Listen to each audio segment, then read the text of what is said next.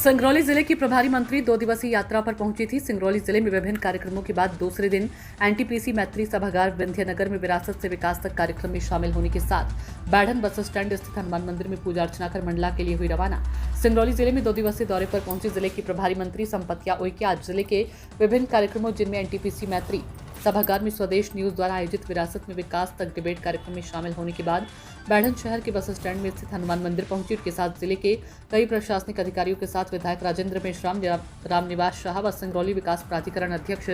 दिलीप शाह, नगर निगम अध्यक्ष देवेश पांडे,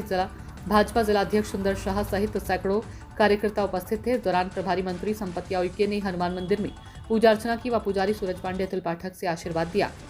इसके बाद प्रभारी मंत्री संपत्तिया उइके सिंगरौली जिले से मंडला के लिए रवाना हुई। अनिल दुबे की रिपोर्ट। क्या बैठक हुई, क्या कुछ जिले के विकास के लिए आपने आदेशित किया? आज चूंकि मैंने बीच में आई भी थी, माननीय मुख्यमंत्री जी भी सिंगरौली आए थे और बहुत अच्छा कार्यक्रम हुआ, उसके लिए बधाई। और रक्षाबंधन सावन की इस पवित्र मास की भी आप सब लोगों को बहुत शुभकामनाएं देती हूँ क्षेत्रवासियों को। और आज हम लोगों ने जिला मुख्यालय कलेक्ट्रेट में आज हम लोगों ने समीक्षा बैठक रखे, जिसमें हमारे सभी 5 विधायक जी, हमारे माननीय मंत्री जी, हमारे सभी जनप्रतिनिधिगण यहाँ पे उपस्थित हुए और विभाग के सभी सम्मानीय अधिकारीगण भी यहाँ पे उपस्थित हुए हैं। और जिसमें से हम लोगों ने यहाँ पे देखा है कि जो अधिकारी जिनके ट्रांसफर हुए थे और उसमें अभी हमारे नए जो अधिकारी आए हैं तो उनके बारे में भी यहाँ पे हम लोगों ने परिचय हम लोगों ने किया और उन लोगों को बताया कि सिंगरौली में जिस तरीके से काम होना है तो उसके बारे में भी हमारे सभी जनप्रतिनिधि सबको निर्देशित किए कि किस लाइन पे हमको काम करना है। और जो रोड को लेकर के जिस तरीके से यहाँ पे हमारे संभाग के सम्मानीय अधिकारी को यहाँ पे आज आनी थी वो आज अनुपस्थित रहे। उसमें हमारे एमपीआरडीसी के अधिकारी यहाँ पे अनुपस्थित रहे, तो जिसके बारे में चूंकि रोड के मैटर पे लगातार आप सब लोगों के नॉलेज में भी ये बात है और पैसे भी उनके पास सारी चीजें हैं। और अभी टेंडर जो जिस तरीके से हुआ और वो रोड रुक गई तो उसको लेकर के भी हम लोगों ने यहाँ समीक्षा बैठक में उसकी समीक्षा करते हुए उनको सम्मानीय कलेक्टर साहब को निर्देशित किए हैं कि वहाँ पे जो भी काम हो रहे हैं तो अच्छे गुणवत्ता से हों, उसके लिए भी अभी हम लोगों ने यहाँ पे चर्चा किया है।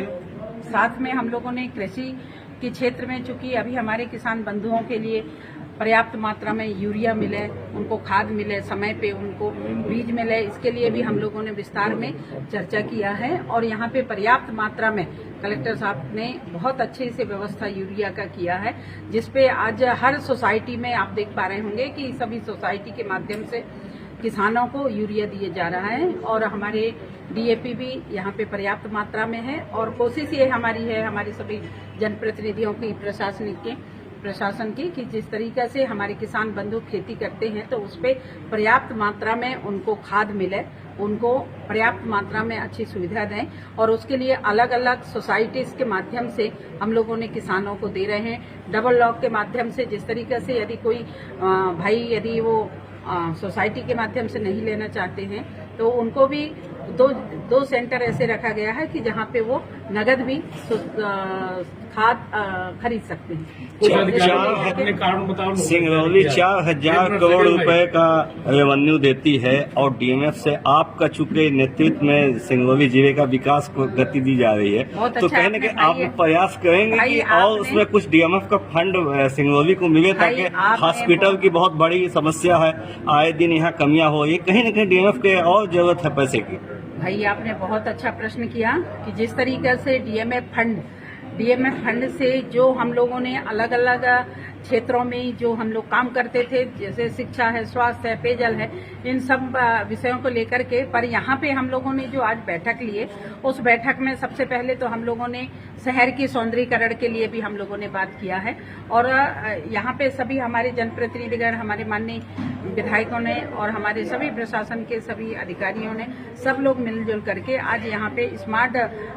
सिटी बने, इसके लिए हम सब लोगों ने यहाँ पे आज प्रस्ताव पास किया है कि हमारा शहर स्वच्छ हो, हमारा शहर सुंदर हो और सिंगरौली का जैसे नाम है वैसा यहाँ का काम भी बढ़िया अच्छा सुंदर दिखे, उसके लिए भी हम सब लोगों ने मिलकर के यहाँ पे अभी चर्चा किए हैं। आज की इस बैठक में हमारी महापौर भी यहाँ उपस्थित हुए थे, नगर निगम के अध्यक्ष भी यहाँ पे थे, हमारी जिला पंचायत के सभी जनप्रतिनिधि भी थे, हमारे माननीय विधायकगण भी थे। आज हम सब लोगों के प्रयास से और आप सब लोगों के सहयोग से, हमारे प्रशासन के सबके सहयोग से, जिस तरीके से देश में चौथा स्थान सिंगरौली आया है स्वच्छता के मामले में, तो उस पे भी हम लोगों ने बहुत ही विस्तार में चर्चा किया कि हम 1 नंबर हमारी सिंगरौली को स्वच्छता के क्षेत्र में कैसे लाएं। उस पे सबका सहयोग हम सब लोग चाह रहे हैं कि ये 1 नंबर कैसे बने, उसके लिए लगातार प्रयास कर रहे हैं। और देश के अंदर डीएमएफ की बात कर रही हैं, 3 साल बाद प्रस्ताव, जो 3 साल पहले जो प्रस्ताव भेजे गए थे, आज उनकी स्वीकृति आई है, तो ऐसे भी कैसे काम चलेगा, कैसे स्मार्ट वर्क पाएंगे हम?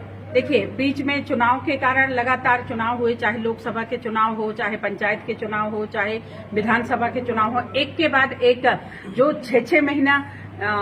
के बीच में अंतराल में चुनाव हुए, नगर पालिका के चुनाव हुए, पंचायतों के चुनाव, फिर लोकसभा विधानसभा के चुनाव आए, विधानसभा के बाद लोकसभा के चुनाव आए, तो आप सब भी देख पा रहे होंगे कि लगातार चुनाव के कारण से, इसलिए देश के यशस्वी प्रधानमंत्री कहते हैं कि विकास में ये चुनाव बाधाएं आती हैं, इसलिए वन नेशन वन इलेक्शन, इसके लिए बार बार सभी जनता जनार्दन से अपील भी करते हैं कि विकास में ये चुनाव बाधा न हादसे रोकने के लिए बाईपास की बहुत जरूरत है, सख्त जरूरत है सिंगरौली बाईपास। अभी माननीय यशस्वी मुख्यमंत्री जी आए थे, तो उस पे माननीय मुख्यमंत्री जी ने 4 लाइन की स्वीकृति प्रदान किए हैं और बहुत जल्दी ये स्वीकृति घोषणा हुई है, बहुत जल्दी स्वीकृति होगी और स्वीकृति के बाद जैसे ही टेंडर होगा, तो टेंडर के बाद बहुत सुंदर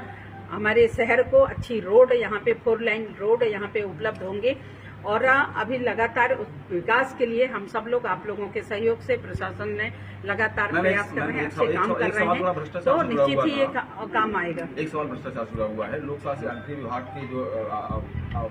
अधिकारी हैं, वो 13 दिन में बहाल हो गए, सस्पेंड हो गए, 13 दिन में ही बहाल हो गए, कैसे?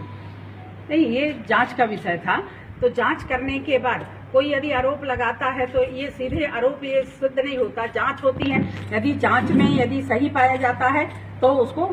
दोष दिया जाता है। ऐसे ही कोई कह दिए कि नहीं ये भ्रष्टाचार किया है या ऐसा किया है, जांच में दोषी नहीं, ये मेरी जानकारी में नहीं है। कुछ अधिकारियों